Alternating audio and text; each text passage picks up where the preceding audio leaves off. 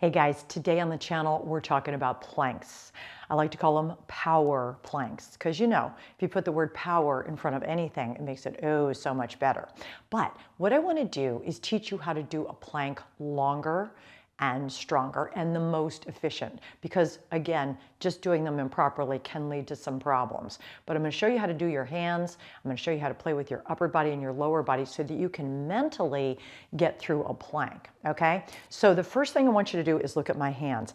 I'm going to pretend when my hands are on the ground in my hands and toe position that I'm opening jars. If I do that, that basically really secures my arm, makes it a little bit stronger. I'm going to keep the joint soft, but I'm going to really make sure my hands are a little bit cupped and rotated so I've got a real solid foundation in my upper body. All right, now let's get to it. So I'm going to start cupping those hands, as I mentioned, rotating my arms, my elbows sort of turn forward, then I extend my leg back, then I extend my other leg back, and there I am in my plank. Now, component-wise, a lot of things are going on. My shoulders are right over my elbows are right over my wrists. I have a little softness to my elbow. My shoulders are pressing down, I'm exaggerating here, low away from my ears. My feet can be hip width apart or slightly wider. The wider the foot, the easier this is.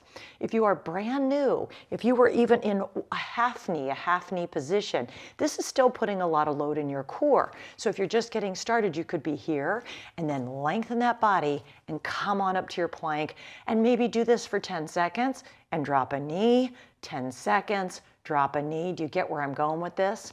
So how do I get going with these planks to stay with it and make it more interesting is I play with the upper body and then I go to the lower body. So again, I'm going to widen out my foot. I'm going to start tapping my shoulder, okay, for 30 seconds. Now, I'm not timing this because I don't want you guys to have to watch me do the same move for 30 seconds, but I'm going to try this one, let's say for 30. Notice that I'm not rocking side to side, okay? I do want to keep my body silent and stable. I want to knit in my ribs, pull my low belly up into my spine, and again, drop those shoulders. So I do this one for side to side for 30 seconds. Then I say, okay, what do I do with my lower body? All right, I'm going to maybe bring my feet in, same knee to same elbow. So that's nice too, pretty easy, pretty basic. So now I've done plank on my hands for a minute. I'm going to come down to my forearms. I'm going to bring my legs together. What if I dropped a knee, come up and squeeze the glutes? Drop a knee, squeeze the glutes. So again, I've taken myself off my wrists, palms up, body weight still where it should be, and then I do this one for 30. Okay, now I'm going to come back up to those hands. Now I'm ready. Maybe I'm going to drive across to a cross-section runner. Those are great too. So 30 seconds for these. This one's fun. Then I say, all right, back to forearm. Down I go. So palms up, body weight forward, body weight back. Push into the forearm, push into the heel, push into the forearm, push into the heel. Again, another way, 30 seconds to keep yourself occupied.